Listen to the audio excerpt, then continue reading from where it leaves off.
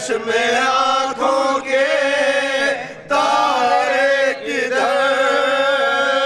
گئے میری زندگی کے سہارے کدھر گئے بچا کے مجھ کو گور کنارے کدھر گئے بچا کے مجھ کو گور کنارے کدھر گئے دیر ہے اگر نہ تمہیں پائے گا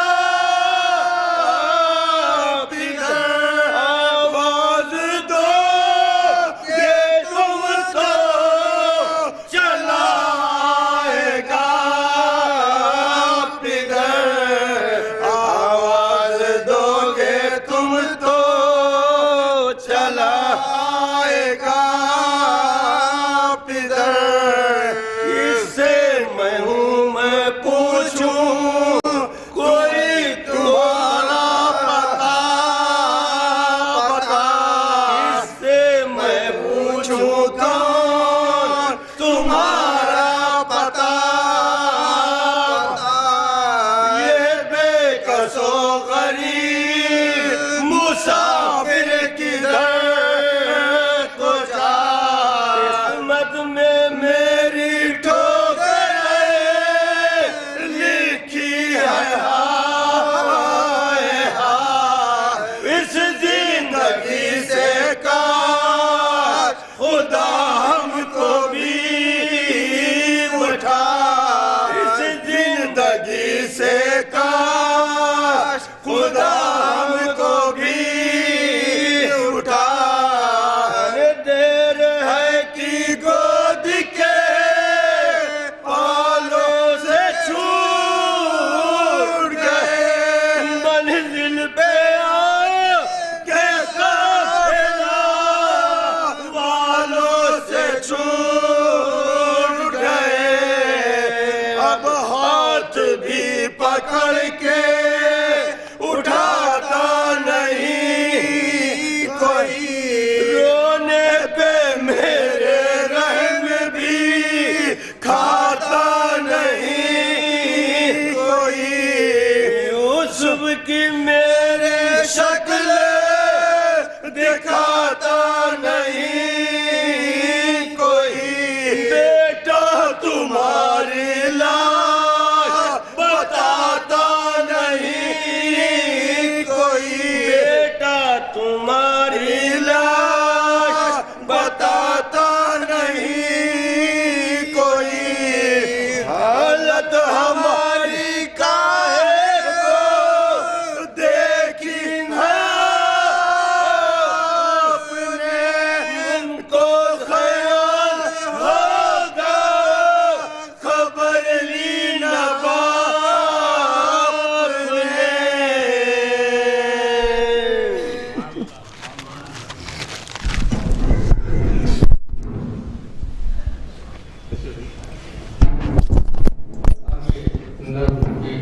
آخری کڑی میں جناب مبارک اعلان پروڈیوسر نے تعزیتی ایک نعرہ سلوات اور جو لوگ باہر کھڑے ہیں اگر برائے مہربانی پرچی آتا پر تشریف لے آئیں گے تو زیادہ بہتر ہے ایک نعرہ سلوات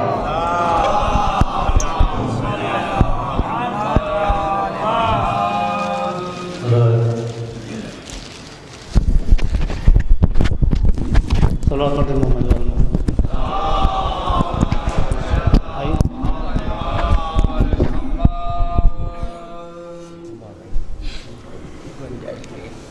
لیکن بالکل وقت نہیں ہے ایک باپ سامنے بیٹھا ہے اسے مجھے 2-3 شعر کی تعزیت دینی ہے 2 شعر میں پڑھنے بس 4 سے 5 منٹ کی خدمت آپ کے سامنے بالکل وقت نہیں ہے سرکار تشریف فرما ہے لیکن مولا کرے جو بھی اولاد ہو مولا اس سے اولاد عطا فرمائے اگر کوئی اولاد پیدا ہوتی ہے تو بڑی خوشی ہوتی ہے جو باپ اپنے باپ کو 20 سال پار کر جوان کر دے اس کے دل میں ایک ارمان ہوتا ہے کہ میں اپنے لال کی شادی کروں گا ایک ارمان ضرور ہوتا ہے پورے گھرانے کو بہنوں کو ماؤں کو پھوپھیوں کو کیا ارمان ہوتا ہے یہ جو مرا ہے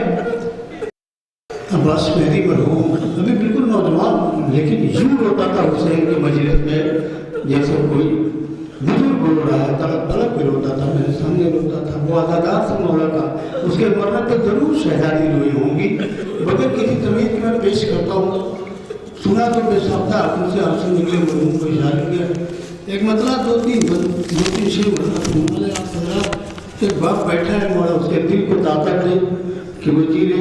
ये बुजुर्गान सारे बाप में नौजवान की कब्र सामने है, उनके मामजा नजरात हैं। दादा भाई मतलब सुने इंशाल्लाह। क्या था और क्या हो गया, आबाज मेहदी मर गए। क्या था और क्या हो गया, आबाज मेहदी मर गए। बाप तन्हा हो गया, आबाज मेहदी मर गए। नौजवान सोया तो बोला, बाप आंखें खोल दो। नौजवान सोया तो बोला, बाप आंखें खोल दो। है नफीस हैदर बुलाते, लाल कुछ तो बोल दो। है नफीस हैदर बुलाते, किसी बाप का नौजवान न दुनिया से जाए। है नफीस हैदर बुलाते, लाडले कुछ बोल दो। मौत ने बढ़ गई कहा, अब्बास मेहदी मर गए। बाप तन्हा हो गया, आबाज मेहदी मर गए। माँ तड़प के कह रही है, लाल मेरे क्या करूं। माँ तड़प के कह रही है, लाल मेरे क्या करूं। अब कहाँ पाऊं मैं तुझको, और कैसे देख लूं। अब कहाँ पाऊं मैं तुझको, और कैसे देख लूं। रो रहा है दिल मेरा, अब्बास मेहदी मर गए। बाप तन्हा हो गया, आबाज मेहदी मर गए। लाल की खातिर बिलखते हैं बहुत सैयद सिराज, अब मोहम्मद भी बिलखते हैं बहुत सैयद सिराज। अरे दिल संभालो मुस्तफा, अब्बास मेहदी मर गए। बाप तन्हा हो गया, आबाज मेहदी मर गए। लाडले आजाद, ये भतीजों से चचा को बड़ी उल्फत होती है मौलाना फरमाए। लाडले आजा बुलाता है तुम्हें फहमी चचा। लाडले आजा बुलाता है तुम्हें फहमी चचा। क्या रुलाने के लिए तुम हो गए हमसे खफा। घर तो सूना हो गया, अब्बास मेहदी मर गए। बाप बाप तन्हा हो गया, आवाज मेरी मर गए। अभी जो मैंने मंजर देखा, भांजे की तुरबत में मामू तड़प तड़प कर रो रहा था। बंद मुलाना फरमाया, आखिरी बंद कि बबलू और रूमी ने आकर ये लहद पे दी सदा।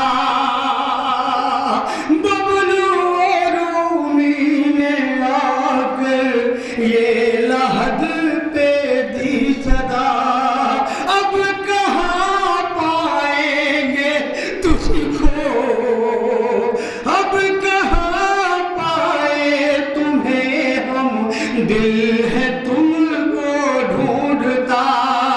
तू जहाँ से उठ गया, अब्बास मेहदी मर गए, बाप तन्हा हो गया, आवाज मेरी मर गए। नौजवान सोया तो बोला, बाप आंखें खोल दो, है नफीस दर बुलाते, लाडले कुछ बोल दो।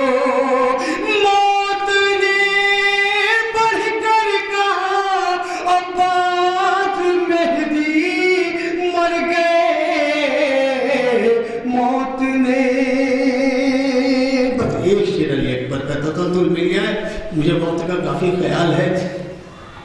रखा है नौजवान का लाशा जमीन पे, हक अदा करो इंशाअल्लाह मौला सर देंगे।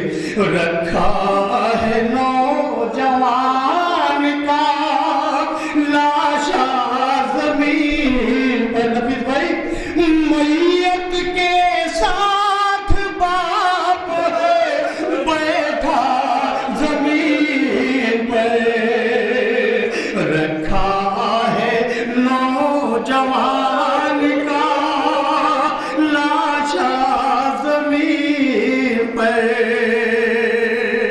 अरे अपने पिसर की लाश उठाए हुए अपने पितर की लाश उठाए हुए हुसैन, सीने से अपना सीना मिलाए हुए हुसैन। क्या कोई मोहब्बत करेगा कि औलाद से जो मोहब्बत हुसैन करते थे अपने बेटे अली अकबर से? सीने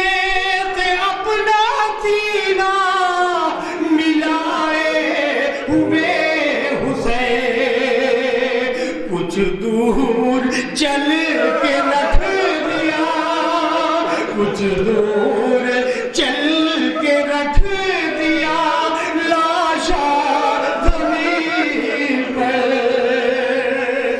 मैयत के साथ बाप है बैठा जमीन पर, रखा है नौजवान का लाशा जमीन पर। मैयत के पास बाप है बैठा जमीन पर। भाई मौला हुसैन करबला में जब अली अकबर की मैयत को उठा के ले गए हैं तो सब तारीफ से शाहिद हैं मौला को कितनी कुव्वत बदन में थी। मौलाना फरमाया, पीरी में सारे जिस्म की मैयत समेट के, पीरी में सारे जिस्म की ताकत समेट के, मैयत उठाई बेटे की रोक हुसैन ने,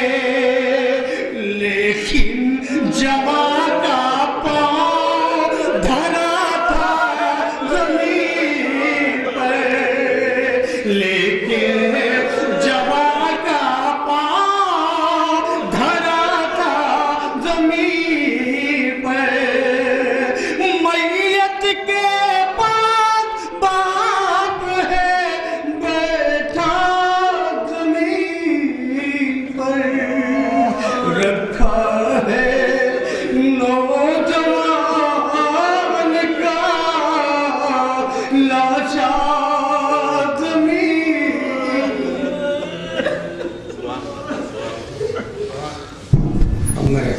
مریض کو خطاب کرنے کے لیے علی جناب مولانا سید حسین کاکڑی صاحب اللہ سے گزارش کرتے ہیں آئے اور مریض کو خطاب فرمائے. ایک نعرہ سلوات.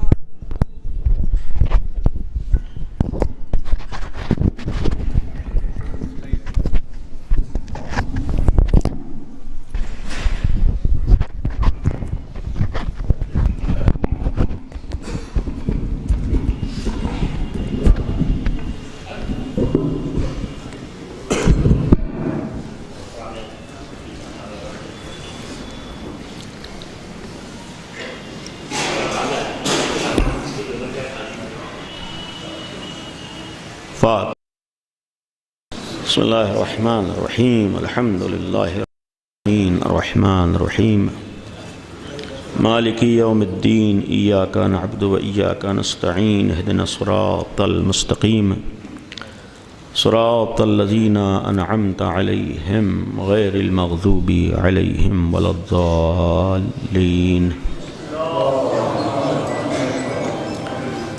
اعوذ باللہ السمیع العلیم من الشیطان الرجیم. بسم اللہ الرحمن الرحیم. الحمد للہ رب العالمین والصلاة والسلام علی اشرف الانبیاء والمرسلین خاتم النبیین رحمت للعالمین بالقاسم محمد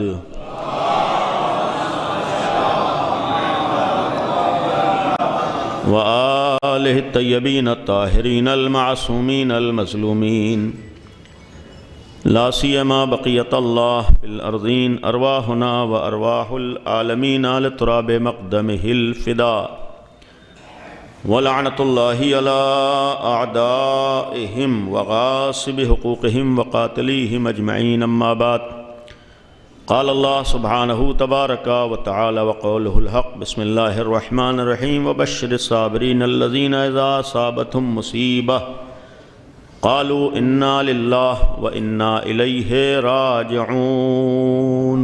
صلوات گزارش ہے ایک دفعہ سورہ حمد اور 3 دفعہ سورہ قل اللہ کی تلاوت فرما کر مرحوم و مغفور عباس مہدی اور ساحل ابن جناب احمد مہدی عرف نفیس صاحب کی روح کو ایصال فرما دیں. بسم اللہ الرحمن الرحیم. الحمد للہ رب العالمین الرحمن الرحیم مالک یوم الدین ایاک نعبد و ایاک نستعین اهدنا الصراط المستقیم صراط الذین انعمت علیہم غیر المغضوب علیہم ولا الضالین. بسم اللہ الرحمن الرحیم. قل هو اللہ احد اللہ الصمد لم یلد ولم یولد ولم یکن له کفوا احد. بسم اللہ الرحمن الرحیم. قل هو اللہ احد اللہ الصمد لم یلد ولم یولد ولم یکن له کفوا احد. بسم اللہ الرحمن الرحیم. قل هو اللہ احد اللہ الصمد لم یلد ولم یولد ولم یکن له کفوا احد. کذالک اللہ ربی صدق اللہ العلی العظیم. صلوات پڑھیں بر محمد و آل محمد. ایصال ثواب کی غرض سے سورہ بقرہ کی آیات آپ کے سامنے تلاوت ہوئیں. انہی آیات کے ذیل میں امتحان و آزمائش اور ابتلا کے حوالے سے کچھ باتیں. اولاً اس نیت سے کہ اس تذکرے کو اللہ اس جوان کے لیے درجات کی بلندی اور مغفرت کا ذریعہ قرار دے، اور دوسرا بالخصوص اعزاء کے لیے، گھر والوں کے لیے، بزرگوں کے لیے اللہ صبر کا ذریعہ قرار دے. کچھ باتیں خصوصی طور پر گھر والوں کے لیے ہیں. اس موضوع سے متعلق اس سے قبل بھی بعض موقعوں پر گفتگو ہو چکی ہے، لیکن آج اس مناسبت کے مد نظر آپ محسوس بھی کر رہے ہیں اور یہ حقیقت بھی ہے کہ دنیا میں امتحانات بہت سے ہوتے ہیں، لیکن بعض امتحان آسان نہیں ہوتے ہیں۔ بعض امتحانات میں تعزیت پیش کر دینا، تسلیت پیش کر دینا، کلمات تعزیت بیان کر دینا آسان ہوتا ہے، لیکن جو خود امتحان سے گزرتا ہے، جو خود اس منزل سے گزرتا ہے، وہ سمجھ سکتا ہے کہ کتنا عظیم امتحان ہے، کتنا بڑا امتحان ہے۔ یقیناً بہت بڑا امتحان ہے۔ بہت سی روایات میں بھی دیکھیں تو یہ جوان کا غم معمولی غم نہیں ہوتا ہے، اور خاص کر بزرگوں کے لیے، والدین کے لیے، دیگر گھر کے بزرگ افراد کے لیے یہ حقیقت ہے۔ بہرحال کسی حد تک ہمارا بھی رابطہ رہا، ملاقات رہی۔ ایک بہترین نوجوان، بااخلاق جوان، اور یہ بھی ایک حقیقت ہے کہ جتنی سامنے والے میں اچھائیاں ہوتی ہیں اتنی ہی اس کی جدائی انسان کو بے چین کرتی ہے۔ اور یہ حقیقت ہے کہ کبھی کبھی اپنے لیے عرض کروں گا، انسان سوچتا کیا ہے، ہوتا کیا ہے۔ بظاہر احساس یہ ہوتا ہے کہ مثلا یہ نوجوان ہمارے جنازے میں شریک ہوگا اور ہماری آخری مراسم میں شریک ہوگا، لیکن دنیا اسی کا نام ہے کہ اس طرح کے مراحل آتے ہیں اور اس طریقے کے امتحانات سے آدمی کو گزرنا پڑتا ہے۔ ایسی موقعوں پر ہمارا امتحان بھی ہوتا ہے، اور ایسی موقعوں پر ہمیں انہی امتحانات سے گزرنا بھی پڑتا ہے۔ لہذا جو آیات آپ کے سامنے تلاوت کی ہیں، سورہ مبارکہ بقرہ کی آیات ہیں، اس ذیل میں کچھ آیات ہی کی روشنی میں چند باتیں عرض کروں گا۔ اولاً جو آیت ہے، مشہور آیت آپ کے سامنے تلاوت ہوئی، لیکن اس سے قبل کے بھی آیات کا ربط اسی موضوع سے ہے، قابل توجہ ہے انشاءاللہ۔ عرض کیا کہ اس نیت سے یہ تذکرہ ہے، گفتگو ہے کہ مرحوم کے لیے مغفرت بھی ہو جائے اور پسماندگان کے لیے صبر اور اجر بھی ہو جائے۔ بات قرآن کریم کی آیت نمبر 152 سے شروع ہوئی ہے۔ یہ توجہ دیجیے گا انشاءاللہ ایک نتیجے تک، کہ اعلان ہے فَاذْكُرُونِی، تم مجھے یاد کرو، اذکرکم، میں تمہیں یاد رکھوں گا۔ تم میرا تذکرہ کرو، میں تمہارا تذکرہ کروں گا۔ وَاشْكُرُوا لِی، تم میرا شکریہ ادا کرو۔ وَلَا تَکْفُرُونَ، دیکھو ناشکری نہ کرو، کفران نعمت نہ کرو۔ پھر ہے یا ایھا الذین آمنوا، اے صاحبان ایمان، استعینوا بالصبر والصلاۃ، دیکھو صبر اور نماز کے ذریعے سے اللہ سے مدد طلب کرو، یعنی اللہ سے مدد مانگو کہ اللہ تمہیں صبر بھی دے، صبر کے ذریعے سے مدد طلب کرو۔ البتہ بعض تفسیروں میں صبر سے مراد نماز روزہ بھی کہا گیا، اور دوسرا نماز کے ذریعے سے اللہ سے مدد مانگو۔ اور پھر ان اللہ مع الصابرین، یہ قرآن نے اعلان کیا، اللہ صبر کرنے والوں کے ساتھ ہے، یعنی جیسے یہ آپ کے دوست احباب آپ کے ساتھ ہیں، ویسے اللہ کہہ رہا ہے کہ تمہارا خدا تمہارے ساتھ ہے، ان اللہ مع الصابرین۔ اور پھر ولا تقولوا لمن یقتل فی سبیل اللہ اموات، جو لوگ اللہ کی راہ میں قتل کر دیے جائیں انہیں ہرگز مردہ نہ کہو، بل احیاء، بلکہ وہ زندہ ہیں، ولکن لا تشعرون، تم ان کی حیات اور زندگی کا شعور نہیں رکھتے ہو۔ یہ قرآن نے کہا ہے جو لوگ اللہ کی راہ میں قتل کر دیے جائیں، چاہے پہلے قتل کیے جائیں، چاہے آج، چاہے ہمارے سامنے کے واقعات، یہ قتل ہو جانا راہ خدا میں، یہ دنیا والے سمجھتے ہیں کہ یہ قتل سے ختم ہو جاتا ہے انسان۔ قرآن کہہ رہا ہے کہ راہ خدا میں قتل کر دینے سے انسان ختم نہیں ہوتا ہے، بلکہ اس کی حیات اللہ عطا کرتا ہے۔ 14 سالہ تاریخ گواہ ہے، بہرحال ضروری ہے کہ اس مرحلے پر ایک جملہ یہ بھی عرض کروں گا، ہماری 1400 سالہ تاریخ گواہ ہے کہ دشمنان اسلام نے بہت کوششیں کیں، مختلف حربے اپنائے، مختلف راستے اپنائے، اسلام کے خلاف، دین کے خلاف، انسانیت کے خلاف، اسلام کو بدنام کرنے کے لیے، نبی کے مشن کو بدنام کرنے کے لیے۔ اور ایک حربہ ہر دور میں یہ اپنایا گیا کہ بنام اسلام ظلم و بربریت اور قتل و غارت گری کا بازار گرم کیا گیا۔ ان دشمنان اسلام و دشمنان انسانیت نے سوچا کہ ہم قتل کر کے ختم کر دیں گے، لیکن یہ قرآن کا اعلان ہے کہ قتل کرنے سے کوئی ختم نہیں ہوتا ہے، بلکہ اللہ اسے حیات و زندگی عطا کرتا ہے۔ یہ دنیا سوچتی ہے کہ ہم مٹا دیں گے، ہم ختم کر دیں گے، یہ دنیا والوں کے بھول ہے، وہ ہوگا جو خدا چاہے گا۔ تمہارے پاس تھوڑی بہت قدرت و طاقت آ تو سکتی ہے، جو حقیقی قدرت و طاقت نہیں ہوتی ہے۔ حقیقی قدرت و طاقت تو صرف مالک و پروردگار کے اختیار میں ہے۔ یہ اس نے تمہیں اس لیے قدرت و طاقت دی ہے کہ اس کا استعمال انسانیت کے لیے کرو۔ تم اس بات کو بھول جاتے ہو کہ اسی قدرت و طاقت کا استعمال تم انسانیت کے خلاف کرتے ہو، اور اس سے بڑا المیہ تو اس وقت آتا ہے جب اسی قدرت و طاقت کا استعمال اس دین کے نام پر ہو رہا ہو جو دنیا میں ظلم و بربریت کے خاتمے ہی کے لیے آیا ہے۔ جس اسلام نے دنیا میں سلامتی کا پیغام دیا ہو، جس اسلام نے دنیا میں امن و امان کا پیغام دیا ہو، جو دین عدالت والا دین ہو، جو دین انسانیت والا دین ہو، جو دنیا میں انصاف چاہتا ہو، جو ایسے انبیاء کو بھیج رہا ہو جو عدالت کا اور انسانیت کا درس دینے کے لیے آئے ہوں، ایسے اماموں کو جس نے بھیجا ہو جنہوں نے عدالت کے لیے کوششیں کی ہوں، ایسے ذات کو پردہ غیب میں رکھا ہے جو دنیا میں آ کر عدل و انصاف کو قائم کرے گا، جس اسلام کا عنوان ہی عدالت و انصاف و سلامتی ہو، سب سے بڑا المیہ یہ ہوتا ہے کہ جب اسی اسلام کے نام پر دہشت گردی ہوتی ہے۔ اور یہ اس سے قبل میں نے ایک موقع پر عرض کیا تھا کہ یہ یقین نہ کیے ایسے افراد کا اسلام کیا ہے انسانیت سے بھی تعلق نہیں ہوتا ہے۔ یہ جو لوگ قتل و غارت گری کرتے ہیں، یہ لوگ جو ظلم و بربریت کا مظاہرہ کرتے ہیں، یہ وہ لوگ جو مسجدوں میں بے گناہوں کو قتل کرتے ہیں، ان کا تعلق اسلام تو دور کی بات ہے انسانیت سے نہیں ہو سکتا ہے۔ اسلام ایسے افراد کو مسلمان کیا ہے انسان ماننے پہ تیار نہیں ہے، اس لیے کہ اسلام کی نظر میں جہاں کسی ایک بے گناہ کو بے وجہ قتل کر دینا پوری انسانیت کا قتل ہو، وہ اسلام ہرگز اس بات کی اجازت دے ہی نہیں سکتا ہے کہ بے گناہوں کو قتل کیا جا رہا ہو۔ اور یہی 1200 سالہ تاریخ موجود ہے کہ ایسے عناصر نے، بعض بہرحال بہکائے ہوئے نوجوان ہوتے ہیں، بعض دوسروں کے ہاتھوں استعمال ہوئے افراد ہوتے ہیں جو یہ بھول جاتے ہیں کہ وہ اسلام کے نام پر سب سے بڑا جرم کر رہے ہیں۔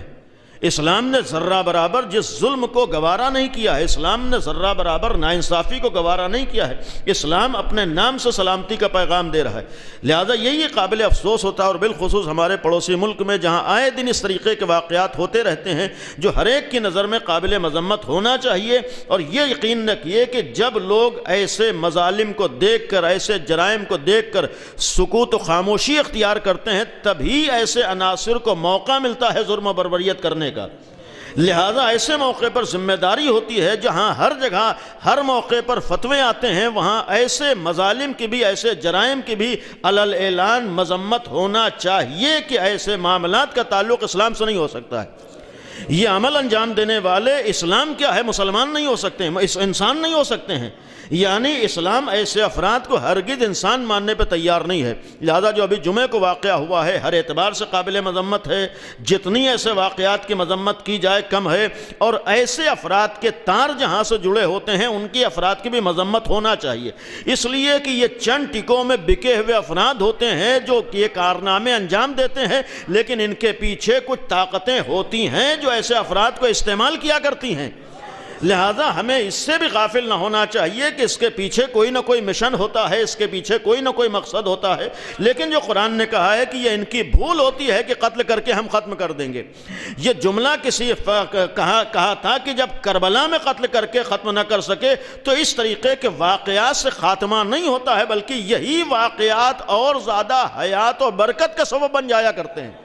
لہذا قرآن نے کہا وَلَا جو لوگ قتل کر دیا جائیں ہرگز انہیں تم مردہ گمان نہ کرو، انہیں نہ سوچو نہ کہو، بلکہ بل احیاء وہ زندہ ہیں، تم ان کی زندگی کا شعور نہیں رکھتے ہو، تمہیں نہیں معلوم ہے کہ اللہ نے کس طریقے سے۔ اب اس کے بعد سے یہ جملہ قابل توجہ ہے وَلَنَبْلُوَنَّكُمْ، اب غور کیجئے گا، قرآن کہہ رہا ہے، قرآن کے الفاظ ہیں وَلَنَبْلُوَنَّكُمْ بِشَيْءٍ مِّنَ الْخَوْفِ وَالْجُوعِ وَنَقْصٍ مِّنَ الْأَمْوَالِ، ہم ضرور بالضرور تم کو آزمائیں گے۔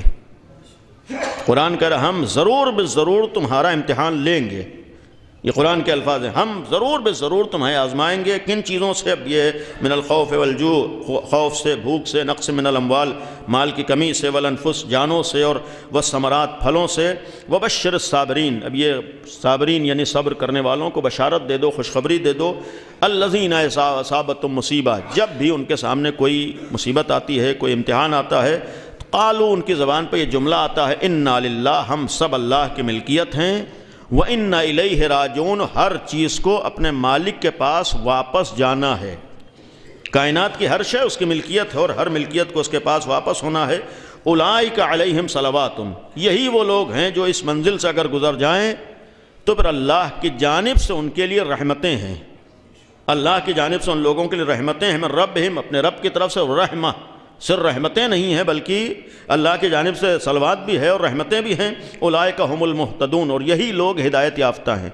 اب اس کے بعد ہے ان الصفا والمروہ، بعد کی آیات ہیں، لیکن اس ذیل میں اگر ہم غور کریں قرآن نے جو ہمارے سامنے ایک معیار پیش کیا ہے ایک آیت کی روشنی میں کہ قرآن کے اگر ہم معیارات کو دیکھیں، اولاً اتنا مسلم ہے کہ قرآن یہ کہتا ہے آزمائش و امتحان یہ انسانی فطرت ہے.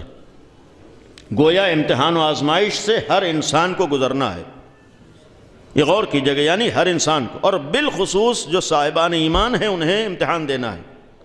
قرآن کے الفاظ ہیں سورہ مبارکہ عنکبوت کی آیات ہیں ابتدائی کہ احسب الناس ان یترکوا ان یقولوا آمنا وہم لا یفتنون، کیا لوگوں نے یہ سوچ رکھا ہے کہ صرف یہ کہہ کے وہ بچ جائیں گے کہ ہم ایمان لے آئے اور انہیں امتحان نہیں دینا پڑے گا؟ یہ غور کی جگہ قرآن کہہ رہا ہے کہ احسب الناس ان یقولوا آمنا وہم لا یفتنون، کیا لوگوں نے یہ سوچ رکھا ہے کہ صرف یہ کہہ کے بچ جائیں گے کہ ہم مومن ہو گئے ایمان لے اور انہیں امتحان نہیں دینا پڑے؟ اس کے معنی یہ کہ قرآن نے سوال کے انداز میں جواب دیا، جو بھی صاحب ایمان ہے اسے امتحان دینا پڑے گا. اب بہرحال ابھی ہمارے سامنے نفیس بھائی کا ایک جملہ تھا، ہر باپ بے چین ہو جاتا ہے اور اس طریقے کے مناظر اس طریقے کے واقعات میں تحمل کر لینا آسان نہیں ہوتا ہے، لیکن یہ آیت اس بات کا بھی پیغام ہے. قرآن نے کہا ہے کہ مومن ہو تو امتحان دینا پڑے گا. اس کے ایک معنی یہ ہے کہ جتنا ایمان کا درجہ بڑھے گا اتنا امتحان بھی سخت ہوگا. ایک صلوات پڑھ دی بر محمد و آل محمد. آگے تشریح عمل ہے.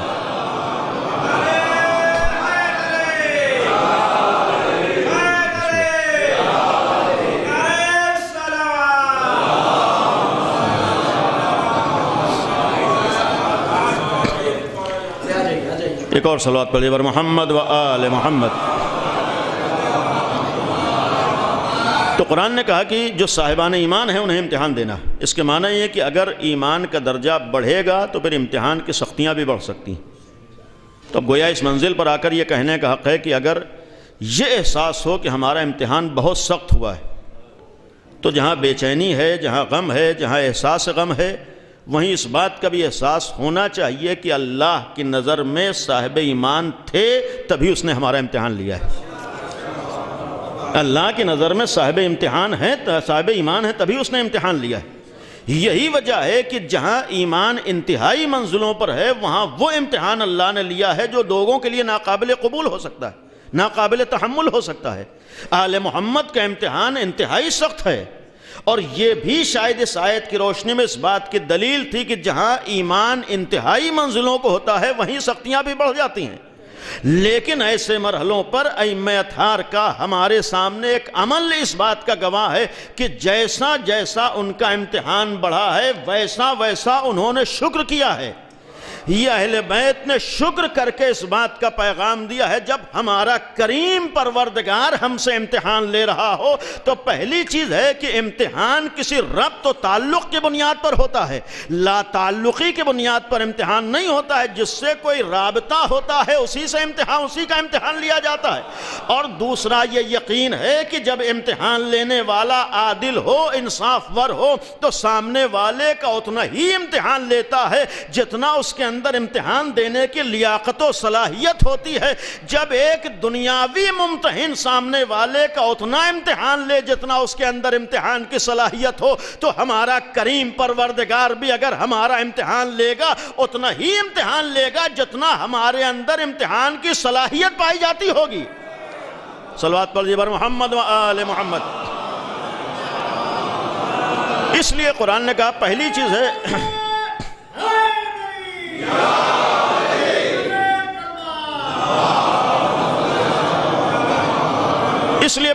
ہے کہ امتحان ہونا ہے اور ہر ایک کو امتحان سے گزرنا ہے. لیکن اس جملے کا ایک مفہوم ہے کہ ایمان کا درجہ بڑھے گا تو امتحان کی سختیاں بھی بڑھیں گی.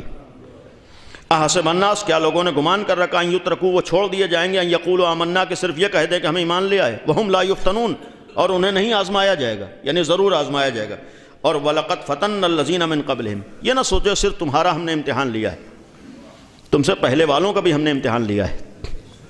جو قرآن کہہ رہا ہے کہ ہم نے تم سے پہلے والوں کا بھی امتحان. تو پہلی چیز ہے کہ یہ امتحان قانون الہی ہے، فطرت الہی ہے، انسانی فطرت ہے کہ امتحان ہونا۔ دوسری چیز ہے کہ جن جن چیزوں سے امتحان لیا جائے، جو ابھی آیت میں نے آپ کے سامنے عرض کی تھی، وَلَنَبْلُوَنَّكُمْ، ہم ضرور بے ضرور آزمائیں گے۔ کن چیزوں کا امتحان لیں گے؟ خود قرآن نے کہا ہے بِشَيْءٍ مِّنَ الْخَوْفِ، ہو سکتا ہے تھوڑا بہت خوف ہو، اس کے ذریعے سے امتحان ہو رہا ہو، وَالْجُوعِ، ہو سکتا ہے بھوک کے ذریعے سے امتحان ہو، وَنَقْصٍ مِّنَ الْأَمْوَالِ، مال کی کمی سے بھی امتحان ہو سکتا ہے، وَالْأَنفُسِ، جانوں کے ذریعے سے بھی امتحان ہوتا ہے، والثمرات، اور پھلوں کے ذریعے سے۔ البتہ یہاں پھلوں کا ترجمہ اکثر مفسرین نے کیا ہے، لیکن علامہ طباطبائی کا جملہ ہے کہ یہاں ثمرات سے مراد اولاد ہوتی ہے، یعنی یہاں جو ثمرات سے امتحان لیا گیا ہے وہاں سے مراد اولاد ہے، کہ اللہ اولاد کے ذریعے بھی امتحان لے گا، ہو سکتا ہے امتحان ہو۔ اب امتحان کی نوعیتیں الگ الگ ہو سکتی ہیں۔ دوسری جگہ قرآن نے کہا وَاعْلَمُوا أَنَّمَا أَمْوَالَكُمْ وَأَوْلَادُكُمْ فِتْنَةٌ، تمہیں معلوم ہونا چاہیے کہ مال اور اولاد آزمائش کا ذریعہ ہوتی ہے۔ ایک صلوات پڑھ دیجیے بر محمد و آل محمد، کہ مال و اولاد بھی آزمائش کا ذریعہ ہے، یہ خود قرآن کہہ رہا ہے۔ اب آزمائش کیسے ہوگی ہم کو نہیں معلوم۔ تیسری چیز ہے کہ موت و حیات بھی قرآن نے کہا ہے کہ آزمائش کا ذریعہ ہے، یعنی موت اور زندگی یہ دونوں امتحان کے لیے۔ خود سورہ ملک کی جو آیت ہے کہ الذی خلق الموت والحیات، اللہ نے تمہارے لیے موت و حیات کو پیدا کیا ہے۔ کس لیے پیدا کیا ہے؟ لیبلوکم، تاکہ وہ تمہارا امتحان لے، تمہیں آزمائے۔ کس چیز کے امتحان ہے؟ آیا اس بات کا امتحان ہے کہ ہم اللہ کے فیصلے کو مانتے ہیں؟ آیا اس بات کا امتحان ہے کہ ہمیں موت پر عقیدہ ہے؟ آیا اس بات کا امتحان ہے کہ ہر ایک کو موت آنا؟ نہیں، قرآن نے کہا ہے کہ خلق الموت والحیات لیبلوکم ایکم احسن عملا۔ ہم امتحان تمہارے ایمان و عقیدے کا نہیں لے رہے ہیں، ہم امتحان تمہارے عمل کا لے رہے ہیں، اور صرف عمل نہیں بلکہ ہم تو احسن عمل کا امتحان لینے کے لیے موت کو خلق کر رہے ہیں۔ یعنی قرآن کہہ رہا ہے کہ موت اس لیے ہے، موت کے ذریعے بھی امتحان ہوگا اور عمل کا امتحان ہوگا، احسن عمل ہے۔ دوسری جگہ قرآن نے کہا کہ الذی خلق الموت والحیات، لیکن ایک اور جگہ ہے کہ موت تو حتمی ہے، موت یقینی ہے۔ یہیں پر ایک جملہ یہ بھی عرض کر دوں کہ جب اللہ نے کہا کہ ہم نے خلق کیا ہے، تو میں نے اس سے قبل بھی کسی موقع پر عرض کیا تھا کہ ہم لوگوں کو اتنا یقین کرنا پڑے گا کہ ہمارا کریم پروردگار ہمارے لیے کوئی نامناسب چیز خلق کر ہی نہیں سکتا ہے۔ ہمارا خدا ہمارے لیے کوئی نامناسب چیز خلق نہیں کر سکتا ہے۔ تو اگر اللہ نے موت کو ہمارے لیے خلق کیا ہے، اگر اللہ کی مخلوق موت ہے، تو یہ تو ماننا پڑے گا کہ موت کسی بھی عنوان سے نامناسب بھی نہیں ہو سکتی۔ ہم کو موت کی حقیقت کا علم نہیں ہوتا ہے، لہذا یہ بھی جملہ عرض کرتا چلوں کہ ہمارے ہاں موت کے اوپر غم نہیں ہوتا ہے، جدائی کے اوپر غم ہوتا ہے۔ یہ توجہ دیجئے گا، یعنی ہم لوگ موت کے اوپر غم نہیں مناتے ہیں، جدائی کے اوپر غم مناتے ہیں۔ اور جدائی کے اوپر غم زدہ ہونا تو انسانی فطرت ہے، اور ہمارا دین اسلام چونکہ فطرت والا دین ہے، لہذا اسلام فطرت کی مخالفت نہیں کرتا ہے بلکہ اور زیادہ تاکید کرتا ہے کہ ایسے موقعوں پر غم مناؤ تاکہ معلوم ہو کہ تمہارے اندر انسانی فطرت پائی جا رہی ہے۔ اپنے عزیز کے بچھڑنے پر غم زدہ ہو تاکہ پتہ چلے کہ تمہاری انسانیت باقی ہے۔ غم مناؤ تاکہ فطرت انسانی کا مظاہرہ کر سکو۔ تو اللہ کی مخلوق ہے موت، لہذا موت بری نہیں ہے، مخلوق خدا بری نہیں ہو سکتی۔ تیسری چیز ہے جو قرآن نے کہا کہ موت حتمی ہے، یقینی ہے، جس کے لیے کل نفس ذائقۃ الموت، ہر نفس کو موت کا ذائقہ چکھنا ہے۔ یہیں پر ایک بات اس سے پہلے بھی پڑھ چکا ہوں، لیکن جب بات آئی کہ ہر نفس کو موت کا ذائقہ چکھنا ہے، قرآن نے اس آسان الفاظ میں موت کی حقیقت کو بیان کر دیا ہے کہ اگر ہم تھوڑا توجہ دے لیں تو بات ہمارے لیے واضح ہے۔ موت کو ہر آدمی کو چکھنا ہے، اور یہ تو بچہ بھی جانتا ہے کہ اگر کوئی چیز چکھی جاتی ہے تو جس چیز کو چکھا جائے وہ ختم ہوتی ہے، چکھنے والا ختم نہیں ہوتا ہے۔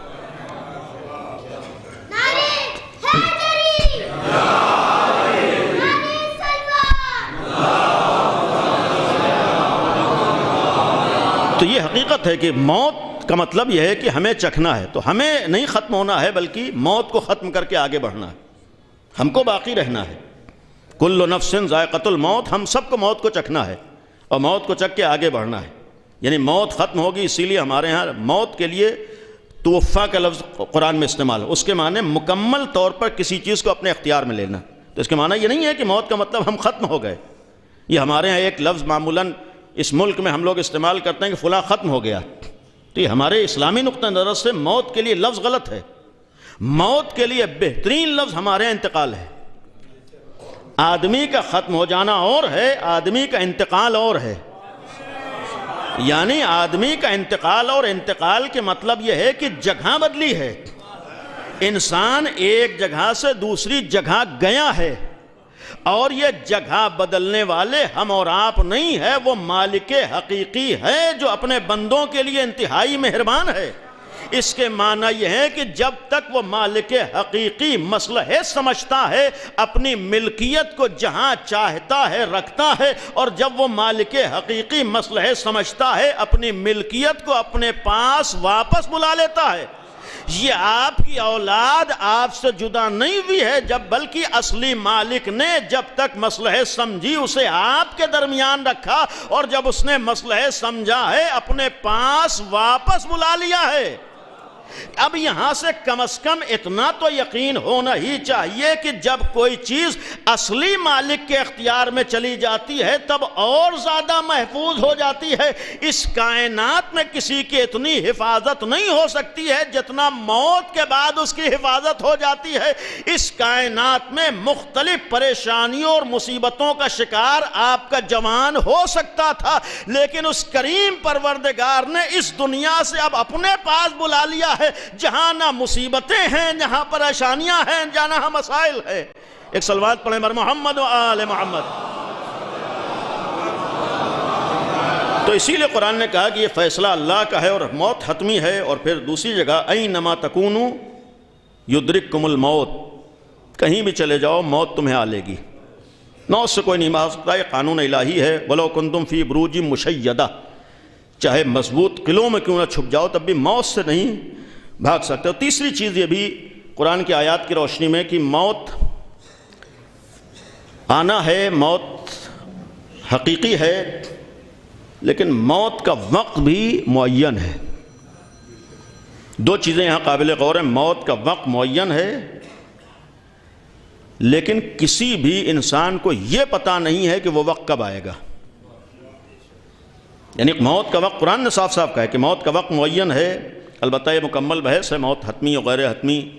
ہمارے اعتبار سے بعض چیزیں جو احتیاط کے لیے کہی گئی ہیں کہ یہ احتیاط کرو، تاکہ ظاہر سی بات جو قرآن میں یہ بھی ہے کہ اپنے کو ہلاکت میں نہ ڈالو، یہ ساری بحثیں اپنی جگہ پر ہیں، کسی حد تک انسان اختیار رکھتا ہے، لیکن یہ بھی ذہن میں رہے کہ ہر چیز کا علم خدا کو ہے۔ تو موت کا فیصلہ اللہ کا ہے، وقت اس نے معین کیا، اس کے لیے قرآن نے کہا کہ وما کان لنفس ان تموت الا باذن اللہ، اللہ کی اجازت کے بغیر کوئی مر نہیں سکتا ہے۔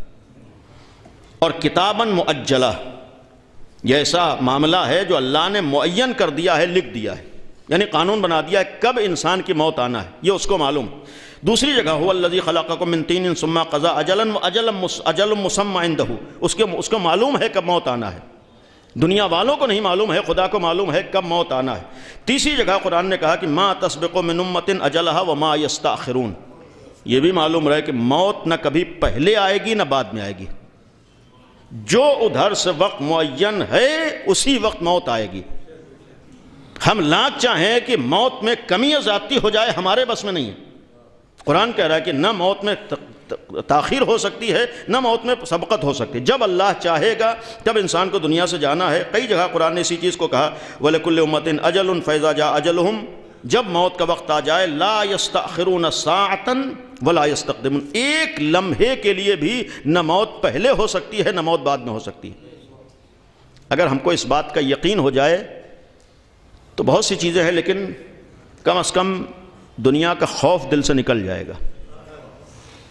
بہت سی جگہوں پر انحرافات وہاں بھی آتے ہیں جہاں آدمی موت سے ڈر جاتا ہے۔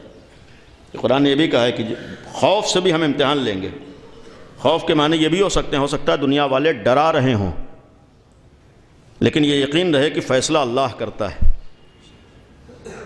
مثال کے طور پر فرعون اگر اس غلط فہمی کا شکار ہو جائے کہ ہم سپر پاور ہو گئے، تو تم سپر پاور فرعون کو نہ سمجھو بلکہ اللہ کو سمجھو. فرعون کو سپر پاور نہ سمجھو، تم اللہ کو سپر پاور سمجھو.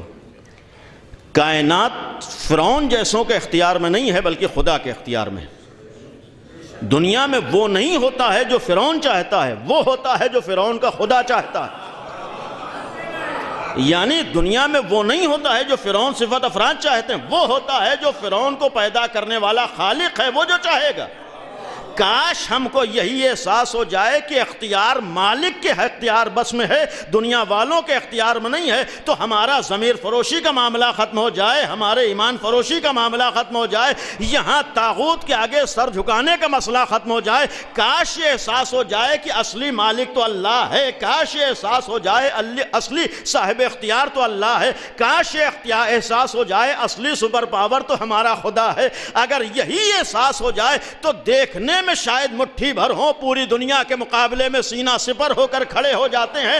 یہ دنیا کے آگے سینہ سپر نہیں ہے، یہ ایمان ہے جو انہیں مقابلے پر کھڑا کیے ہوئے ہے. انہیں یقین ہے کہ طاقت خدا کی طاقت ہے، دنیا والوں کی طاقت نہیں ہے. چونکہ اللہ کی طاقت کو طاقت سمجھتے ہیں، نہ ایمان کا سودا کرتے ہیں، نہ ضمیر کا سودا کرتے ہیں، نہ کسی طاغوت کے آگے سر کو جھکاتے ہیں. اگر زبان سے اللہ اکبر کہتے ہیں تو واقعی اللہ ہی کو سب کچھ سمجھتے ہیں. یہ نہیں ہوتا ہے کہ زبان پر تو اللہ اکبر ہو لیکن کسی طاغوت کے آگے سر جھکا رہے ہو، کسی طاغوت کی جی حضوری کر رہے ہو. نہیں، اگر واقعی معنی میں قوت خدا اور اللہ پر ایمان کو دیکھنا ہو تو آج کے زمانے میں آ کر ایران کو دیکھ لو. یہ ایران نہیں ہے، یہ قدرت خدا کا ایک ہمارے سامنے نمونہ ہے. یہ اللہ پر یقین کا ایک ہمارے سامنے نمونہ ہے کہ جسے اللہ پر یقین ہوتا ہے وہ دنیا کی طاقتوں سے نہیں گھبراتا ہے بلکہ دنیا کی ہر طاقت کے سامنے سینہ سپر ہو کر یہی اعلان کرتا ہے کہ اگر تمہارے پاس طاقت ہے تو ہمارے خدا کی دی ہوئی طاقت ہے. جب خدا کی دی ہوئی طاقت پہ تم ناز کر سکتے ہو تو ہمارے اوپر تو اللہ کی طاقت و سہارا ہے. صلوات پڑھیں بر محمد و آل محمد. اسی لیے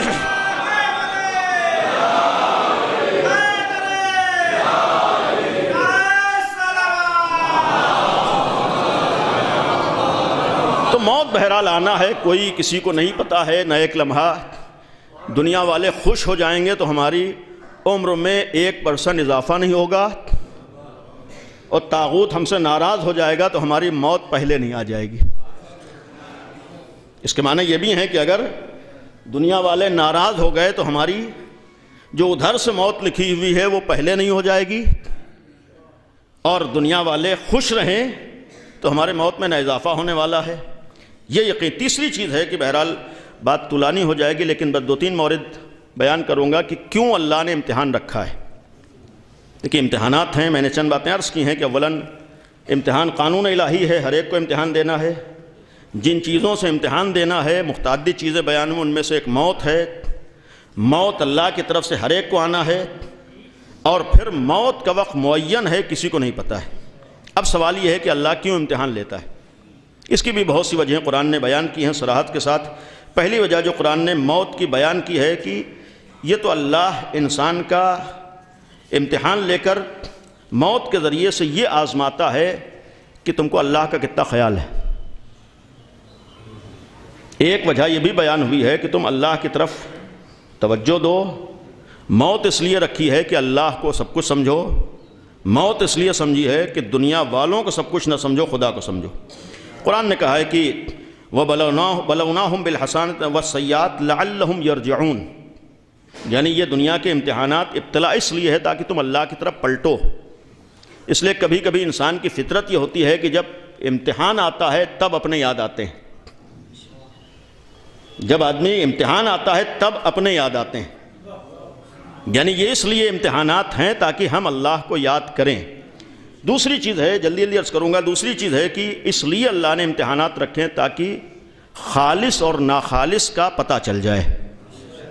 کبھی کبھی کچھ چیزوں کو آزمایا جاتا ہے، آزمائش سے گزارا جاتا ہے تاکہ نقلی اور اصلی کا پتہ چل جائے. یہ غور کیجئے گا، یعنی صاحب ایمان کون ہیں، کون ایمان کے دعوے دار ہیں، اور کون ایسے ہیں جن کے پاس واقعی ایمان پایا جاتا ہے. یہ بھی قرآن نے کہا کہ اس لیے ہم نے امتحان رکھا ہے وَلِيُمَحِّصَ الَّذِينَ آمَنُوا وَيَمْحَقَ الْكَافِرِينَ. یعنی ہم مومنین کو یہ پتہ لگانے کے لیے سچا مومن کون ہے، اس لیے بھی ہم نے امتحان رکھا ہے۔ تیسری چیز ہے کہ جو دل میں ہے وہ امتحان کے موقع پر سامنے آ جاتا ہے۔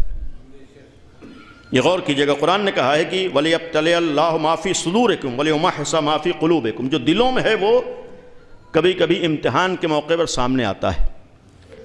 جب حالات سازگار ہوں، بہت سے ایسے موقع آتے ہیں کہ جہاں پر دل میں کیا ہے یہ سامنے نہیں آ پاتا ہے، لیکن جب تھوڑا بہت معاملہ ہمارے حساب سے صحیح نہ ہو تب پتہ چلتا ہے کہ ہمارے دل میں کیا ہے۔ ایسی موقع پر اگر صاحبان ایمان کو دیکھیے ہمیشہ خدا کا شکر ادا کرتے ہوئے نظر آتے ہیں۔ یہ ایسے موقع پر شکر اس بات کا ثبوت ہوتا ہے کہ دل میں خدا کا خیال ہے، تبھی امتحان میں زبان پہ شکر آتا ہے، ورنہ جہاں دل میں ایمان نہ ہو وہاں کبھی کبھی یا تو انسان شکران نعمت نہیں کر پاتا ہے، کفران نعمت کرتا ہے، یا شکر کر نہیں پاتا ہے۔ یہ بھی غور کیجیے گا، قرآن کہہ رہا ہے کہ اس لیے امتحان رکھا کہ دل میں کیا ہے اسے آزمایا جا سکے۔ چوتھی چیز ہے کہ قرآن نے اس لیے بھی امتحان کا وجہ بیان کی کہ ہم نے امتحان رکھا تاکہ اچھے اور برے کو ہم آزما سکیں، کون اچھا ہے کون برا ہے، حتی یمیز الخبیث من الطیب، امتحان سے پتہ چلے گا کون اچھا ہے۔ پانچویں چیز ہے کہ احسن عمل والوں کو ہم پہچاننا چاہتے ہیں، یعنی ہم صرف ایمان کا امتحان نہیں لیتے بلکہ تمہارے عمل کا بھی امتحان لینا چاہتے ہیں۔ ایکم احسن عملا، کس کا عمل کیسا ہے، اس لیے ہم نے امتحانات رکھے۔ چھٹی چیز ہے کہ لوگوں کی سچائی کو بھی آزمانا چاہتے ہیں۔ ہر آدمی کہتا ہے کہ موت آنا ہے، لیکن یہ موت جب آتی ہے تب پتہ چلتا ہے کون اپنے ایمان میں سچا ہے۔ قرآن نے یہ بھی کہا ہے کہ وَلَقَدْ فَتَنَّ الَّذِينَ مِن قَبْلِهِمْ فَلَا يَعْلَمَنَّ اللَّهُ الَّذِينَ صَدَقُوا، یعنی جو صداقت ہے اس کا ہمیں امتحان لینا ہے۔ یا دوسری جگہ جو قرآن نے کہا یا ایھا الذین آمنوا، صلوات پڑھ دیں بر محمد و آل محمد۔ وہ یہودیوں کو ہادو ان زعمتم انکم اولیاء للہ من دون الناس فتمنوا الموت ان کنتم صادقین، اگر تم سچے ہو تو موت کی تمنا کرو۔ یہ قرآن نے کہا ہے کہ اگر سچے ہو تو موت کی تمنا، اسی لیے قرآن نے کہا کہ ہم سچائی کو بھی، کہ اگر واقعاً اللہ پر یقین ہے تو پھر موت کے مرحلے پر طے ہوگا۔ دو باتیں بس رہ گئیں۔ آٹھویں بات ہے کہ ہم صبر کرنے والوں کو بھی موت کے ذریعے بھی آزماتے ہیں، یعنی موت اس لیے بھی ہے تاکہ ہم صبر کا امتحان لیں۔ قرآن کہہ رہا ہے کہ وَجَعَلْنَا بَعْضَكُمْ لِبَعْضٍ فِتْنَةً أَتَصْبِرُونَ، یہ آزمائش اس لیے ہے تاکہ تمہارے صبر کا امتحان ہو۔ یا دوسری جگہ وَلَنَبْلُوَنَّكُمْ حَتَّى نَعْلَمَ الْمُجَاهِدِينَ مِنْكُمْ وَالصَّابِرِينَ، ہم اس لیے آزمائش سے گزارتے ہیں، امتحانات سے گزارتے ہیں تاکہ مجاہد اور صبر کرنے والے کا پتہ چل جائے۔ آخری چیز جو قرآن نے کہی تقویٰ ہے اور شاکرین ہیں، لیکن ایک روایت ہے، یہ مولا الموحدین امیر المومنین حضرت علی ابن ابی طالب علیہ السلام کی روایت ہے، آخری روایت ہے۔ امام نے فرمایا کہ یہ جو اللہ امتحان لیتا ہے تو امتحان لینے کی کوئی نہ کوئی وجہ ہوتی ہے، اور ہمیشہ امتحان لینے والا لا علمی کی بنیاد پر امتحان نہیں لیتا ہے۔ یہاں مولا کا جملہ ہے کہ فرمایا وَإِن كَانَ سُبْحَانَهُ أَعْلَمُ بِهِم مِّنْ أَنفُسِهِمْ، اللہ تو تم لوگوں کو تم سے زیادہ جانتا ہے، ہمارے دل میں کیا ہے وہ تو اس کو معلوم ہے۔ ایسا نہیں ہے کہ اس کو نہیں معلوم ہے کہ دل میں کیا ہے وہ سامنے آ جائے، اسے معلوم ہے ہمارا ایمان کیا ہے، ہماری صداقت کیا ہے، ہمارے پاس تقویٰ کا احساس، ساری چیزیں سب اس کو پتہ ہے۔ جب سب کچھ پتہ ہے تو پھر امتحان کیوں لے رہا ہے؟ یہ قرآن کہہ رہا ہے، امیر المومنین فرمایا کیوں اللہ امتحان، سب کچھ اسے معلوم ہے، ہم سے زیادہ معلوم ہے۔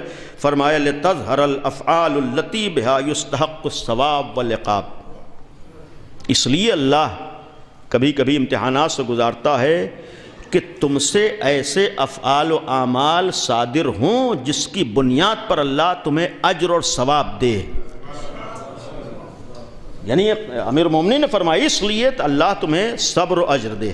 بہرحال قرآن میں نمونے بھی بہت سے ہیں اس کے بھی، جہاں جہاں صبر کیا ہے اور کیسے کیسوں نے صبر کیا ہے، ختم کیا۔ بہرحال باتیں بہت سی تھیں، لیکن آج ہمارے لیے صدمہ ہے، بہرحال گھر والوں کے لیے، اعزاء کے لیے، اور بالخصوص بزرگوں کے لیے اور ایک جوان کے لیے، لیکن ہم اس بات کے اوپر شکر بھی بجا لائیں کہ اگر ہمیں امتحانات سے گزرنا پڑتا ہے تو ہمارے سامنے ایسے نمونے بھی موجود ہیں کہ اگر تھوڑا بھی ہم انہیں نگاہوں میں رکھیں تو اپنا غم قابل برداشت ہو جائے گا۔ ہمارے سامنے ایسے نمونے، خود انبیاء کی تاریخ امتحانوں کی گزری ہے، لیکن بالخصوص اہل بیت کی جو تاریخ ہے یہ معمولی تاریخ نہیں ہے۔ یہ روایت ہم لوگ سنتے رہتے ہیں، جب اپنے اوپر کوئی غم اور مصیبت آئے تب اہل بیت کے غم کو یاد کرو۔ دو وجہیں، تاکہ تمہیں اپنے غم کے اوپر صبر اور قرار آ جائے، اور دوسرے یہ ہے کہ معلوم ہو کہ غم کسے کہتے ہیں، تب پتہ چلتا ہے کہ ہاں واقعی معنی میں غم کسے کہتے ہیں۔ ایک جوان انتہائی نیک جوان تھا، اور یہ بھی عرض کروں گا، آپ جتنا آپ لوگوں کے بس میں تھا آپ نے اپنی طرف سے کوئی کمی ہونے نہیں دی، لیکن ایک منزل آنے کے بعد آپ کے اختیارات ختم ہو گئے، اب اصلی مالک کے اختیارات ہیں۔ جتنا باپ کو اپنی اولاد سے محبت ہے اس سے ہزاروں نہیں کروڑوں گنا زیادہ خدا کو بندوں سے محبت ہے، یعنی خدا کو محبت۔ اب اس کا فیصلہ یہاں سے، لیکن یہ جو فیصلہ ہے ہمارے لیے اہل بیت جیسے ایک نمونے بھی موجود ہیں۔ اگر یہ امتحان ہے تو ہمارے سامنے آل محمد کا بھی امتحان ہے۔ آپ اپنے جوان کے لیے جو کر سکتے تھے کیا تھا۔ ابھی پرسوں ہی کا واقعہ ہے، کتنا بڑا مجمع آپ کے بیٹے کے جنازے میں شریک تھا۔ الحمدللہ جہاں نفرتوں کی سیاست ہو رہی ہو وہیں خدا کا شکر ہے بہت سے انسان موجود ہیں۔ ایسے موقعوں پر لوگ انسانیت کا مظاہرہ کرنے کے لیے آپ کے غم میں شریک ہونے کے لیے آ جاتے ہیں۔ ایسے موقع پر لوگ انسانیت کا مظاہرہ کرتے ہیں، وہ مسلک نہیں دیکھتے، مذہب نہیں دیکھتے، تعلقات کو نہیں دیکھتے ہیں، رشتہ داری کو نہیں دیکھتے ہیں، آپ کے غم میں آ کر شریک ہوتے ہیں۔ آج ایک نوجوان جاتا ہے تو اتنا بڑا مجمع غم میں آ کے شریک ہوتا ہے۔ ذرا نگاہ اٹھا کر حسین کے جوان کو سوچئے، آج آپ غم زدہ ہیں، حق ہے آپ کو غم منانے کا، لیکن یہ مولا کا جملہ بھی نگاہوں میں، جب اپنا غم آئے تو حسین ابن علی کے غم کو یاد کرو، اہل بیت کے غم کو یاد کرو۔ آج پورا بھرا گھر ہے، اعزاء موجود ہیں، رشتہ دار موجود ہیں، بزرگ موجود ہیں، احباب موجود ہیں، گلے سے لگانے والے موجود ہیں۔ عزیزو، جس وقت آپ کا نوجوان دنیا سے گیا کتنے لوگوں نے آپ کو آ کر گلے لگایا ہے، لیکن ذرا انصاف سے بتائیے، جب حسین کا 18 سال کا جوان دنیا سے گیا ہے، گلے لگانا دور کی بات ہے، کسی ایک نے بھی آ کر کلمہ تعزیت کہا ہو؟ یعنی محسوس کیجئے آج آپ غمزدہ ہیں، حق ہے آپ کو غم منانے کا، لیکن اب عبداللہ الحسین کے دل سے پوچھئے کہ جوان کا غم کسے کہتے ہیں۔ عزیزو، امام حسین نے سب کو خدا حافظ کہا ہے، آپ کے لیے ایک غم ہے، اب عبداللہ الحسین کے لیے صبح سے لاشوں پہ لاشیں ہیں۔ جس وقت 18 سال کے جوان کو اجازت دی ہے، ابھی کچھ دیر پہلے برابر کے بھائی کا جنازہ اٹھا چکے ہیں۔ مولا حسین کے لیے کیا عباس جیسے بھائی کی شہادت معمولی غم تھی؟ کیا مولا حسین کے لیے عباس جیسے بھائی کا چلا جانا معمولی امتحان تھا؟ جو ابھی اپنے برابر کے بھائی عباس کے جنازے سے اٹھ کے آیا ہو اور اس کے بعد 18 سال کے کڑیل جوان کو خدا حافظ کہہ رہا ہو، جو ابھی کچھ دیر پہلے 13 سال کے قاسم کا پامال شدہ لاشا اٹھا کر لایا ہو، جو ابھی کچھ دیر پہلے اون و محمد جیسے بھانجوں کے لاشیں لے کر آیا ہو، آج میں نے دیکھا کہ ماموں تڑپ رہے تھے، چچا تڑپ رہے تھے۔ ذرا حسین کے دل سے پوچھئے کہ اگر ماموں اپنے بھانجوں کے لاشیں اٹھاتا ہے تو کیسے اٹھاتا ہے؟ جب آقا حسین نے اون و محمد کے لاشیں اٹھائے ہوں گے تو دل پہ کیا گزری ہوگی؟ جب آقا حسین نے اپنے قاسم کا پامال شدہ لاشا اٹھایا ہوگا تو دل پہ کیا گزری ہوگی؟ جس وقت آپ جنازے کو دیکھ رہے تھے، ذرا کربلا کا رخ کر کے سوچئے، مولا حسین ایک کے بعد ایک لاشے کو لا رہے ہیں، اور جب سب کا غم برداشت کر چکے، اب 18 سال کا جوان سامنے کھڑے ہو کر ہاتھوں کو جوڑ کر کہتا ہے، بابا اب مجھے بھی مقتل میں جانے کی اجازت دے دو۔ مولا حسین اپنے لال کو کیسے مقتل میں جانے کی اجازت دے؟ انسانی احساسات بھی ہیں، ایک باپ بھی مولا حسین ہے، امتحان دینا ہے، امام وقت ہیں، انسانی احساسات کے ساتھ ہیں، ایک باپ کا دل بھی حسین کے پاس ہے۔ عزیزو، جب بیٹا آ کر سامنے کھڑا ہو گیا، کیسے باپ الوداع کہے؟ آمادہ و تیار تو کر دیا، لیکن جو بے چینی کا اظہار جناب علی اکبر کو خدا حافظ کرتے وقت کیا ہے، وہ بے چینی کسی اور موقع پر نظر نہ آئی۔ جیسے ہی خدا حافظ کہا، ہاتھوں کو اٹھا دیا، اللہم اے پروردگار، اب وہ جوان بن جا رہا ہے جو میرے نبی کے مشابہ تھا. جب بھی میں نانا کی زیارت کا مشتاق ہوتا تھا تو اپنے لال علی اکبر کو دیکھ لیتا تھا. اور عزیزو یہ کہہ کے خدا حافظ تو کہہ دیا، سوار کیا ہے. جیسی کچھ دور جناب علی اکبر آگے بڑھے، ایک دفعہ کانوں میں آہٹ محسوس ہوئی. آپ کے سامنے وہ منظر ہے، جوان کا جنازہ تھا، باپ کیسے تڑپ رہا تھا. ابھی بھی باپ کے لیے، چچا کے لیے، عزیزوں کے لیے غم ناقابل برداشت. مولا حسین نے جب عزیزو خدا حافظ کہہ دیا، جناب علی اکبر فرماتے میں نے آہٹ محسوس کی. اب کہتے جو میں نے مڑ کے دیکھا تو بوڑھا باپ کمر کو پکڑے ہوئے چلا آ رہا ہے.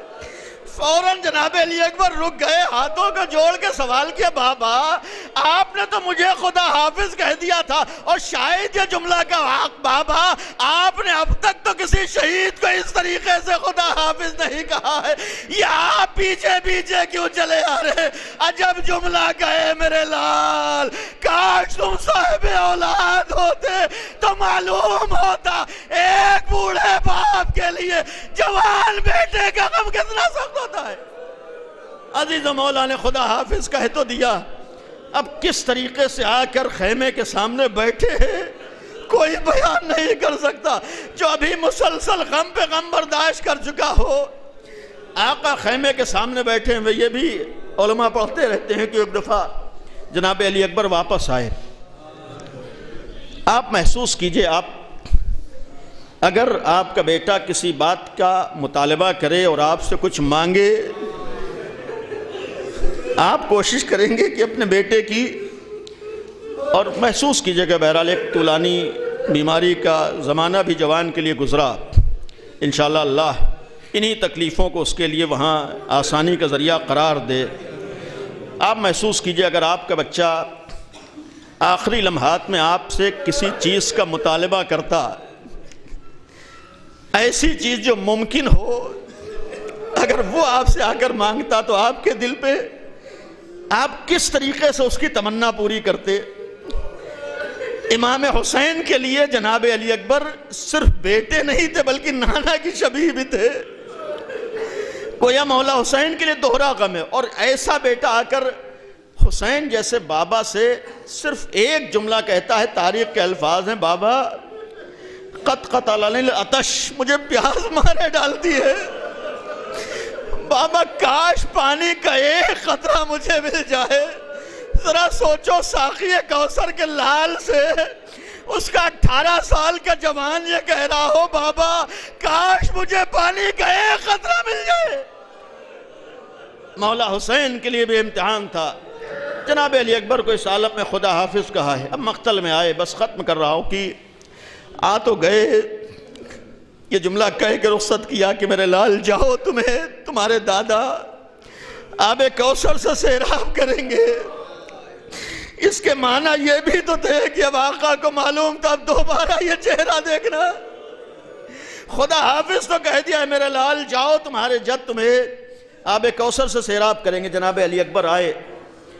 وہ وقت بھی آیا ہے کہ اس جوان نے شجاعت حیدری کا مظاہرہ کیا ہے، لیکن ایک منزل آئی کہ جب اس 18 سال کے جوان کو گھوڑے پہ سنبھلا نہ گیا.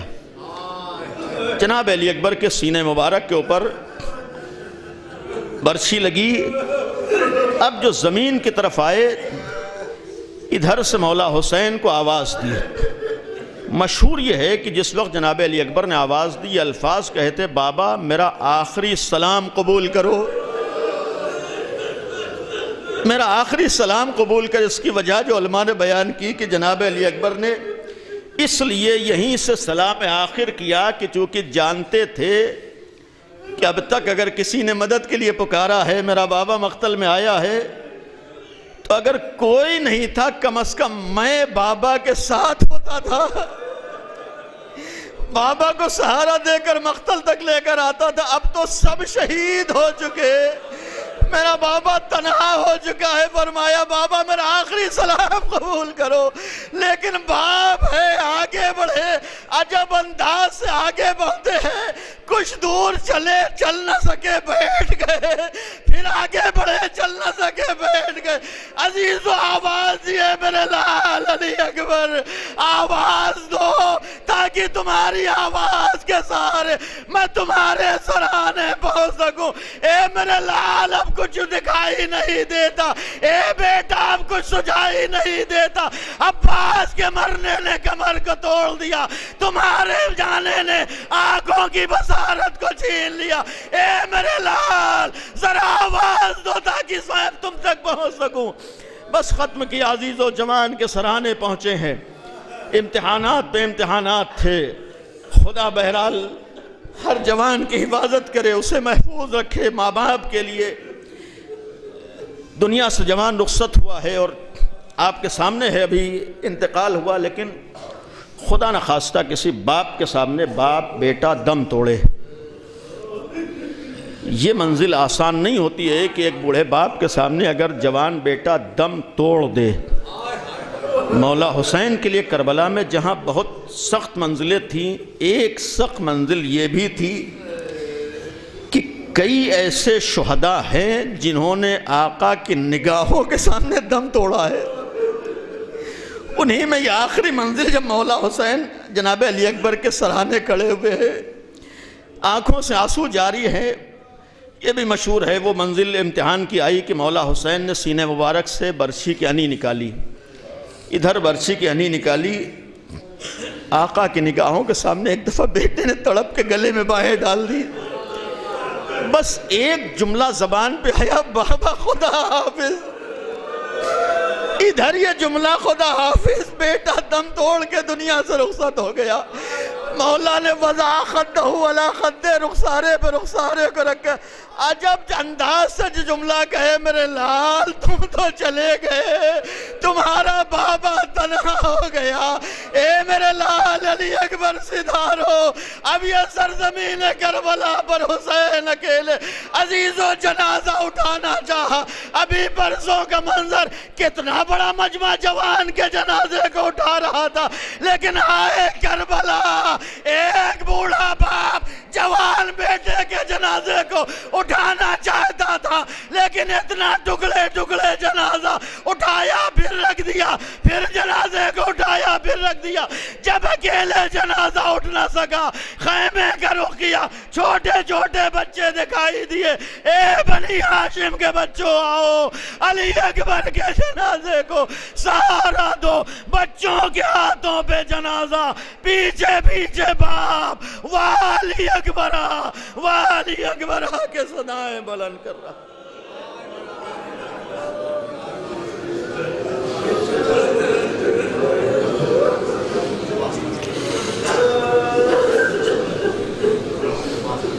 الا لعنت اللہ علی القوم الظالمین، سيعلم الذین ظلموا ای منقلب ینقلبون۔ خدایا ہماری اس عبادت کو قبول فرما، خدایا اس ذکر کو مرحوم کی مغفرت کا ذریعہ قرار دے، خدایا اس مرحوم کے درجات کو عالی فرما، جوار رحمت میں جگہ عنایت فرما۔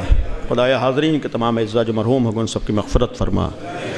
خدایا امتحان سخت ہے، اس امتحان سے گزرنے کی توفیق عنایت فرما۔ خدایا تمام اعزاء کو بالخصوص والدین کو صبر عطا فرما۔ پروردگارہ اہل بیت اطہار کا واسطہ ہے، دنیا سے ظلم و ظالمین کا خاتمہ فرما۔ خدایا دنیا میں امن و امان قائم فرما۔ خدایا اہل بیت اطہار کا واسطہ ہے، تمام ظالم طاقتوں کی سازشوں کو انہی کی طرف پلٹا دے۔ خدایا مظلومین کی نصرت و مدد فرما۔ خدایا اہل بیت کا واسطہ ہے، معصومین کا واسطہ ہے، ماہ شعبان امام عصر کے اس متعلق مہینہ، خدایا ہم لوگوں کو امام کی معرفت عطا فرما۔ خدایا اس مہینے کا واسطہ ہے، امام کے ظہور میں تعجیل فرما۔ خدایا ہم لوگوں کو جس طریقے سے ہم نے دنیا کے مظالم کو دیکھا ہے، ویسی عادلانہ نظام کو بھی دیکھنے کی توفیق عنایت فرما۔ پالنے والے اہل بیت اطہار کا واسطہ ہے، دنیا میں جہاں جہاں بھی ظلم ہے، دہشت گردی ہے، اہل بیت کے صدقے میں دنیا سے ہر طرح کی ظلم دہشت گردی کا خاتمہ فرما۔ خدایا ہمارے ملک کو ہر طرح کی دہشت گردی سے محفوظ فرما۔ پالنے والے اہل بیت کا واسطہ ہے، معصومین کا واسطہ ہے، انقلاب اسلامی ایران کی حفاظت فرما۔ خدایا رہبر انقلاب کی حفاظت فرما۔ خدایا روضہ مقدسہ کی حفاظت فرما۔ خدایا مومنین کی حفاظت و نصرت فرما۔ خدایا اہل بیت اطہار کا واسطہ جو مومنین دنیا سے جا چکے ان سب کے درجات کو عالی فرما۔ پھر سے دعا ہے تمام پسماندگان کو صبر اور اجر عنایت فرما۔ گزارش ایک دفعہ سورہ حمد اور 3 دفعہ سورہ قل اللہ کی تلاوت فرما کر مرحوم عباس مہدی عرف ساحل ابن سید احمد مہدی عرف انیس صاحب نفیس صاحب کی روح کو ایصال فرما دیں۔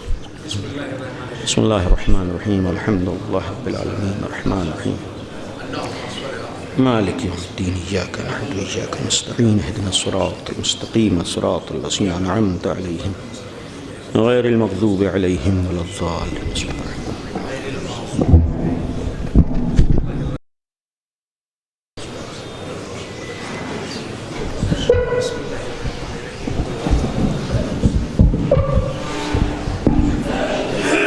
السلام علیکم یا مولایا یا ابا عبداللہ، السلام علیکم یا ابن رسول اللہ، السلام علیکم جمیع شہداء کربلا و اسراء کربلا، السلام علیکم ورحمۃ اللہ وبرکاتہ، السلام علیکم یا مولایا یا غریب الغرباء، السلام علیکم یا معین الضعفاء والفقراء، السلام علیکم یا شمس السموت وانس النفوس، السلام علیکم ایھا المدفون بارض طوس، السلام علیکم یا سلطان العرب والعجم، السلام علیکم یا ابا الحسن علی بن موسیٰ الرضا، السلام علیکم ورحمۃ اللہ وبرکاتہ، السلام علیکم یا مولانا یا صاحب العصر والزمان، الامان الامان الامان، السلام علیکم یا خلیفۃ الرحمن، السلام علیکم یا شریک القرآن، السلام علیکم یا امام الانس والجان، عجل اللہ تعالی فرجک وسہل اللہ تعالی مخرجک وظہورک، السلام علیکم ورحمۃ اللہ وبرکاتہ۔